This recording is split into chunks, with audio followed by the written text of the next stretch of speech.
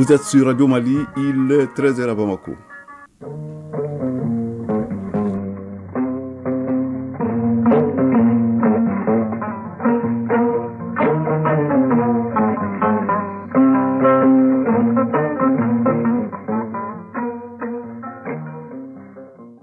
Le journal, Seydou Fomba. Bonjour. Deuxième édition de la journée de sensibilisation et d'information sur le régime d'assistance médicale RAMED, une opportunité pour mieux informer la population sur les acquis du RAMED, le RAMED qui prend gratuitement en charge plus de 416 000 personnes. Après Bamako, le président de la transition nigérienne était hier soir au Burkina Faso avec son homologue burkinabé Abdourahmane Tiani a échangé sur la menace terroriste au Sahel, en Afrique de l'Ouest et particulièrement dans la zone dite des trois frontières. Sport à la une ce vendredi, le football et l'athlétisme avec notamment pour la première discipline la Coupe du monde des moins de 17 ans et les championnats nationaux de Ligue 1. L'Allemagne a éliminé ce matin l'Espagne en quart de finale. Chronique du développement, Soumaïla Abette a choisi de nous parler cette semaine de la bourse des marchés financiers dont on en compte une dizaine en Afrique. La chronique du développement, c'est à suivre en fin de journal. Auditrices, auditeurs, bienvenue. La deuxième édition de la journée de sensibilisation et d'information sur le régime d'assistance médicale RAMED, c'était hier jeudi au Centre national de conférence de Bamako.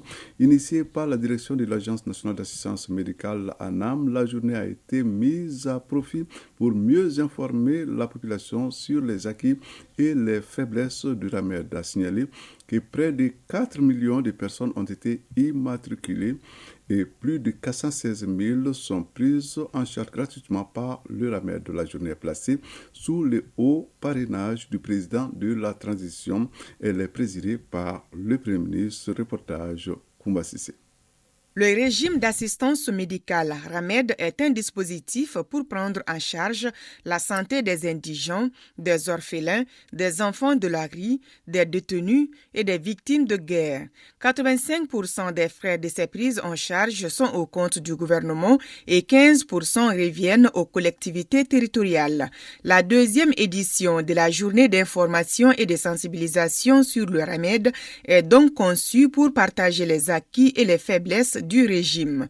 Ahmed Ben Aman Traoré, directeur général de l'ANAM. On avait dans le cadre du programme d'urgence présidentielle, on a immatriculé 3 394 349 personnes qu'on a déjà enrôlées dans le dispositif du RAMED et nous sommes aujourd'hui en train de prendre 416 429 personnes qui sont déjà totalement pris en charge dans le cadre du RAMED. La République populaire de Chine, partenaire de la santé, a mis à la disposition à l'Agence nationale d'assistance médicale des tablettes pour améliorer les conditions de travail des agents. Shen Ziong, ambassadeur de la République populaire de Chine au Mali. Tout en suivant les principes de l'amitié sincère, de l'égalité, du soutien mutuel et du développement commun.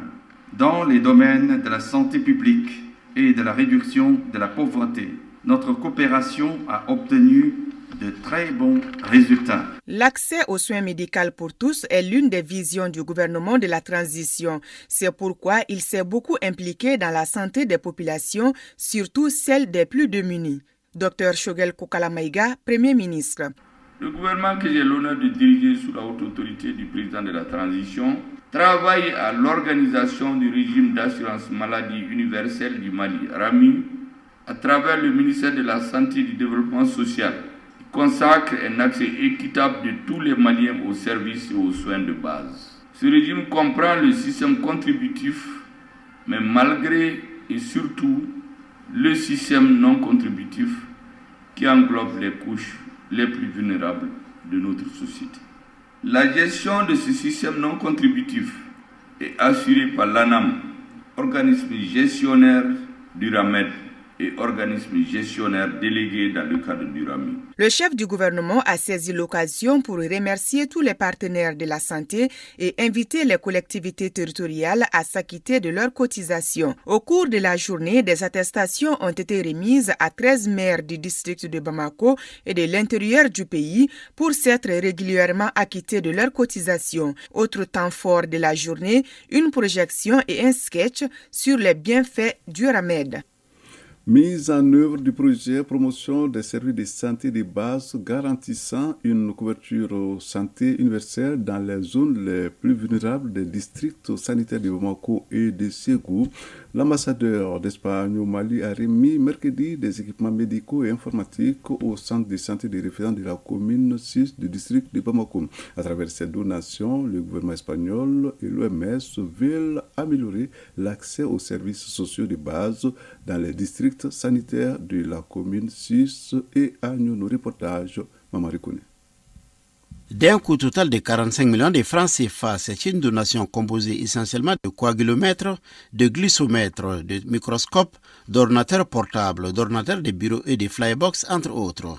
Elle s'inscrit dans le cadre du projet financé par l'Agence espagnole de coopération internationale pour le renforcement des services de santé de base à Bamako et à Ségou. Dr Itama Christian, représentant de l'OMS par intérim au Mali. Nous sommes fiers et contents d'avoir réalisé cette contribution à travers les activités suivantes. L'équipement des CESCOM et des 2 CCRF de la commune 6 et du district de Nyono, notamment en matériel informatique et d'Internet pour renforcer le système d'information sanitaire.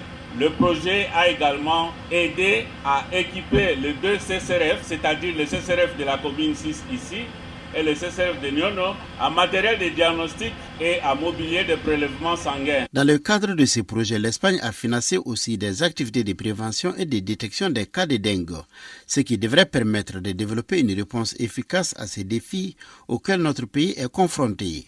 Oroye Ernero Gomez, ambassadeur du Royaume d'Espagne au Mali. Le projet a déclenché des activités d'information et sensibilisation qui vont complémenter les traitements et les diagnostics, mais c'est surtout engagé à améliorer l'accès aux services de santé. Dans le cas des projets financés par la coopération espagnole, la priorité a été donnée à améliorer l'attention directe à la population, avec des moyens de diagnostic et de traitement. Abdelai Keita, conseiller technique au ministère de la Santé et du Développement social. Ces équipements, nous allons pouvoir les utiliser à bon escient au niveau de notre commune, mais au-delà de la commune, tous les patients qui seront vus au niveau de nos structures pourront bénéficier également de cette assistance. Le projet promotion des services de santé de base garantissant une couverture santé universelle dans les zones les plus vulnérables des districts sanitaires de Bamako et de Ségou vise à apporter des réponses humanitaires en faveur des populations vulnérables. Il est financé par le gouvernement du Royaume d'Espagne à hauteur de 263 millions de francs CFA et mis en œuvre par l'ONG Alima et l'Organisation mondiale de la santé. Mali Actualité, il est 13h passé de 8 minutes. Suite de l'actualité nationale, l'UNICEF au CAI a tenu hier jeudi la revue politique annuelle du programme de coopération Mali-UNICEF au titre de l'année 2023.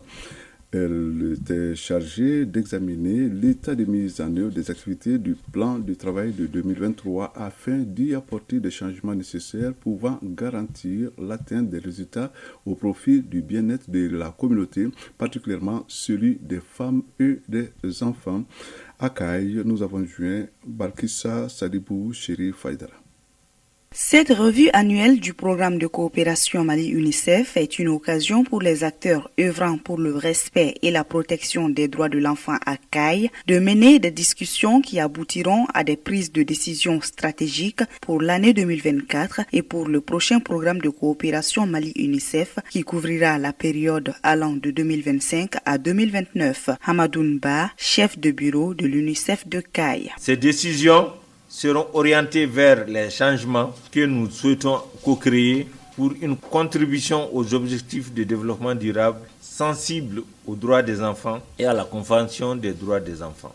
Nous allons aussi recueillir les avis techniques et recommandations des parties prenantes sur les privations par secteur, sur ce qui a fonctionné lors de ce cycle et ce que nous pouvons faire différemment pour le prochain cycle, notamment pour assurer l'équité. Le directeur de cabinet du gouverneur de Caille a donné l'assurance quant à l'engagement et l'accompagnement des autorités administratives et politiques pour toute action visant le bien-être des communautés. Amadou Ndiko, directeur de cabinet du gouverneur de Caille. Ce partenaire entièrement dédié à la cause des femmes et des enfants, qu'il trouve ici l'expression de notre profonde gratitude. Aussi, rassurons-nous de la disponibilité et l'engagement des autorités administratives et politiques constantes dans la quête du bien-être des communautés et d'un développement durable. Rappelons que cette revue annuelle intervient après 2 jours d'intenses travaux autour du bilan des activités de l'année 2023 entre l'UNICEF et l'ensemble des acteurs techniques des directions régionales de la santé, du développement social, de la promotion de la femme, de l'enfant et de la famille, de l'Académie d'enseignement de Caille et des ONG partenaires. Caille, Balkissa Sadibou Chérif Haïdara, Sidi Haïdara pour l'ORTM. Remise de bourses d'études à 215 filles vulnérables de 5 communes du cercle de Koutiala. C'est l'œuvre du projet renforcement des filles à travers l'accès à l'éducation, à l'information, aux compétences et au réseau de soutien pour la prévention et l'abandon des mariages précoces et forcés d'enfants. Un projet financé par l'Agence andalouse de coopération internationale pour le développement et mis en œuvre par 2 ONG. Reportage Brimakoulé. Avec sourire, 215 filles vulnérables des communes de Nampé, Songwa, Sorobasso, Ngunchina et Koutiala reçoivent chacune une bourse d'études d'une valeur de 62 000 francs CFA des mains de l'ONG MZC. Cet argent, dont une grande partie est investi dans des vélos et des fournitures scolaires, devra permettre d'aider les bénéficiaires à faire leurs études dans des conditions acceptables pendant 2 années académiques. Mahamar Alasso Maïga, directeur de l'Académie d'enseignement de Koutiala. Cette ONG contribuera à sensibiliser davantage nos parents encore hésitants face à la scolarisation de leurs filles. Cette remise de bourse aux filles va certainement renforcer les actions jusque-là menées en faveur des filles. Cette cérémonie de remise de bourse d'études est un pas important du processus de mise en œuvre du projet renforcement des filles à travers l'accès à l'éducation, à l'information, aux compétences et au réseau de soutien pour la prévention et l'abandon des mariages précoces et forcés d'enfants. Mohamed Ag Akeratan, coordinateur pays de l'ONG MZC. Il y a des moyens là-dedans, il y a des finances là-dedans, il y a des vélos, il y a des lampes et puis il y a des ressources financières qui leur permettent d'acheter les biens et de résoudre leurs problèmes. Mais aussi nous apportons aussi un soutien financier au moment. Keou Numanta, préfet du cercle de Koutiala.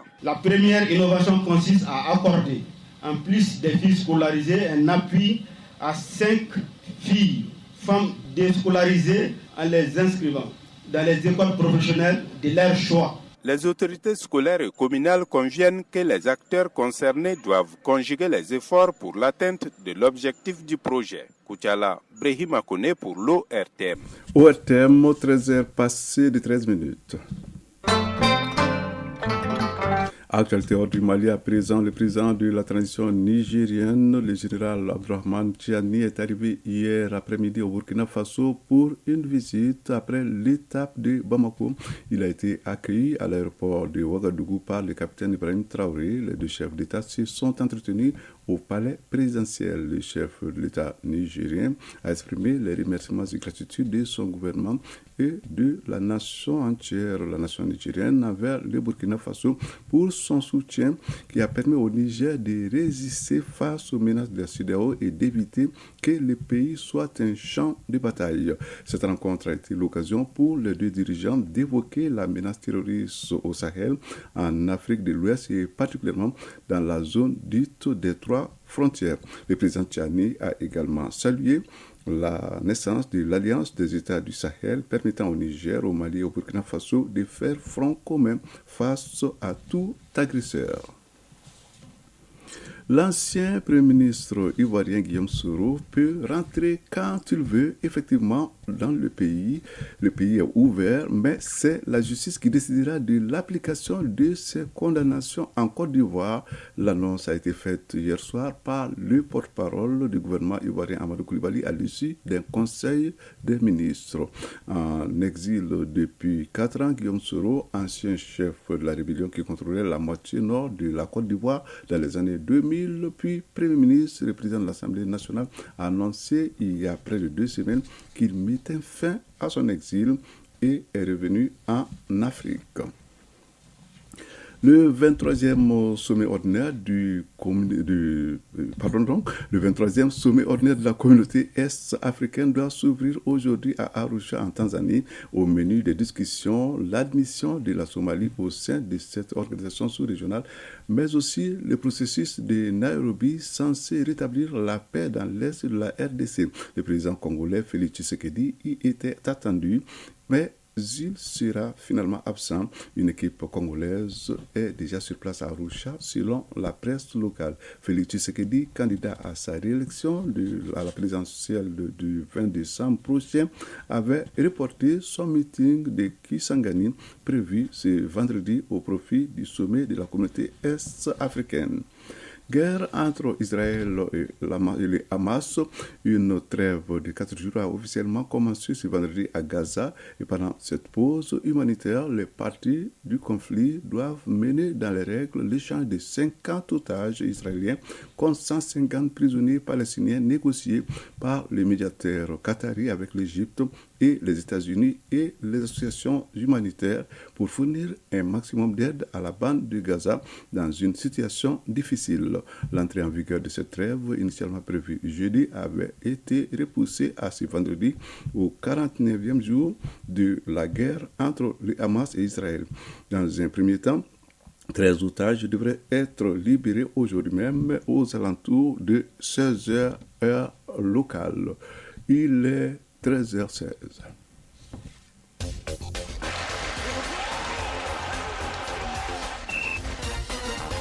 L'actualité sportive ce vendredi, c'est le football et l'athlétisme. Ainsi, en athlétisme, la sprinteuse jamaïcaine Ellen Thompson ira double championne olympique en titre du 100 mètres rejoint le groupe de Ronaldo Walcott, entraîneur de sa rivale Shelly Ann Fraser-Price.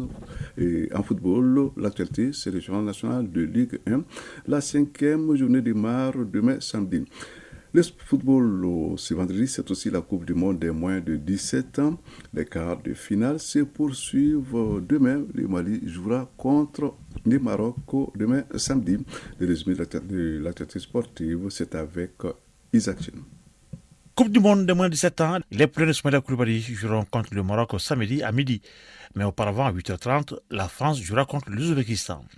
Football toujours sur le plan national, le championnat de Ligue 1 démarre la 5e journée demain avec 5 matchs au programme. Le Djoliba affronte 10 fois sur le terrain de l'ASB. L'association sportive de Krofina joue contre Afrique Football Elite sur le terrain de Sabana de Bamako. À Rémakono sur le terrain de Djoliba, l'ASR de Bamako accueille l'US Kita. ATS de Koro et l'US Bokuba s'affronteront sur le terrain de l'ASR de Bamako. Et à Ségou, au Salamardao, l'AS Bagardian de Baroudi offre son hospitalité à l'AS Plaksar de Badrabougou. Le coup d'envoi de toutes ces rencontres est prévu pour 16h. Le programme se poursuivra dimanche avec 2 oppositions. Bingabse, Starlotte de 11 créateurs sur le terrain de l'ASB.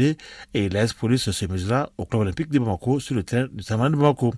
Et le dernier match de cette journée opposera le Sabana de Bamako et l'Union sportive de Bougni le 30 novembre prochain. Athlétisme pour terminer. La sprinteuse jamaïcaine Ellen Thompson ira double championne olympique en titre du 100 mètres et rejoint le groupe de Ronaldo Walcott, entraîneur de sa rivale. Shelly Ann Fraser-Price a annoncé lundi son agent à 8 mois des Jeux olympiques de Paris. Quintuple championne olympique sur les 100-200 mètres à Rio en 2016, 100-200 mètres et 4x100 à Tokyo en 2021, Thompson s'était séparée de son entraîneur temporaire la semaine dernière, Shalinki Osbourne, avec qui elle avait pu se mettre d'accord sur les termes d'un contrat. Et Ronaldo Walcott, entraîneur depuis 2020 de Shelly Ann Fraser-Price, 36 ans, 2 fois championne olympique en 2008 et 2012 et 5 fois championne du monde du 100 mètres, compatriote, mais aussi rival de Thompson Hera, eh bien, les 2 étoiles du sprint jamaïcain s'étaient déjà côtoyées il y a plusieurs années au MVP Track Club de Kingston. Chronique du développement. Chronique du développement, donc, il est question aujourd'hui de la bourse des marchés financiers. Aujourd'hui, l'Afrique compte une dizaine de bourses qui organisent les marchés financiers du continent. Dans la zone UEMOA, par exemple, c'est la Bourse régionale des valeurs mobilières, BRVM, en remplacement de la Bourse d'Abidjan qui assure cette mission. Mais qu'est-ce qu'une bourse et comment fonctionne-t-elle? Réponse dans ce numéro de la Chronique du développement. C'est une révision signée Soumaïla Berté, Marc Daméry. Depuis 1996, date de son opérationnalisation, la Bourse régionale des valeurs mobilières, BRVM, ou la Bourse des pays ayant en partage les francs CFA tient les marchés financiers de la zone IMOA. Qu'est-ce qu'une bourse? Écoutez la réponse de Modibou Maoumakalou, économiste. Une bourse, c'est un marché financier qui permet de mettre en contact ceux qui ont de l'épargne et ceux qui ont besoin de crédit, ceux qui ont besoin du capital pour financer leurs opérations, notamment les entreprises et les États. Et donc on appelle ça généralement le marché des capitaux. Mais le marché des capitaux est organisé au sein de notre espace communautaire, l'Union économique et monétaire ouest-africaine, qui regroupe les 8 pays qui ont en partage le franc CFA en Afrique de l'Ouest. Un marché monétaire qui s'occupe des crédits, en tout cas du financement à court terme, et du marché financier qui s'occupe du financement à moyen et long terme. Donc la Bourse régionale des valeurs mobilières, qui faisait partie en tout cas des ambitions lors de la signature du traité de coopération monétaire qui a institué le franc CFA en Afrique de l'Ouest en 1973, avait pour objectif de quand même créer une bourse, un marché financier pour quand même aider les États et les entreprises à se financer. Pour être coté en bourse, une entreprise doit se soumettre à des critères bien établis. Au Mali, seule une banque de la place est cotée en bourse. Modibou Maoumakalou. En matière de marché financier, l'information financière fiable et transparente, il faut que les transactions soient très transparentes. Donc, il faut la certification des comptes, il faut la plus haute intégrité au niveau des données qui sont transmises, parce que s'il y a asymétrie de l'information au niveau des marchés, ça fausse les règles du jeu. Donc, ça demande beaucoup d'exigences du point de vue de la transparence des états financiers. Et malheureusement, c'est un peu en cela que pêchent la plupart de nos entreprises. Mais c'est surtout les entreprises qui sont cotées, et vous verrez que certaines des plus grandes entreprises sont cotées sur ce marché financier, essentiellement les entreprises de Côte d'Ivoire. C'est une banque seule du Mali, la Bank of Africa Mali, qui est cotée à la Bourse régionale des valeurs. Les avantages pour une entreprise cotée en bourse sont nombreux. Une fois cotée, l'entreprise est évaluée par le marché, a accès à des capitaux beaucoup plus importants et peut démultiplier ses activités. C'est pourquoi les perspectives sont jugées bonnes en matière de bourse en Afrique de l'Ouest qui dispose d'un potentiel économique important. Modibou Maoumakalou, économiste. L'Afrique de l'Ouest, si vous voyez, nous avons le premier producteur mondial de cacao. Nous avons les plus grands producteurs de coton d'Afrique de l'Ouest et d'Afrique qui se trouvent en Afrique de l'Ouest dans ce regroupement. L'or aussi, la même chose, mais peut-être évoluer vers les matières premières, mais aussi essayer de voir un peu le marché des dérivés. C'est-à-dire, ça, ce sont des marchés un peu sophistiqués, mais je crois qu'il va falloir aller étape par étape. Mais déjà, les matières premières, ce serait déjà une bonne chose dans les mines et aussi les matières premières comme le cacao, le café, le coton. En Afrique, il y a une dizaine de bourses, dont la Bourse régionale des valeurs mobilières. La BRVM, à en croire notre invité, vient d'être classée parmi les 5 plus grandes bourses du continent. Prochain rendez-vous avec Soumaïla Berté vendredi prochain. Ainsi s'achève cette édition qui vous a été présentée par Seydou Fomba, mise en onde Absi Traoré, mise à ligne Sekou Traoré, réalisation dossier Baba Diarra, les tout coordonnés par Brahma Traoré, l'infatigable, soit 3 Traoré contre Ndiara. En tout cas, tout s'est bien passé. Merci de nous avoir suivis. Prochain rendez-vous avec l'actualité, 19h30. Au revoir.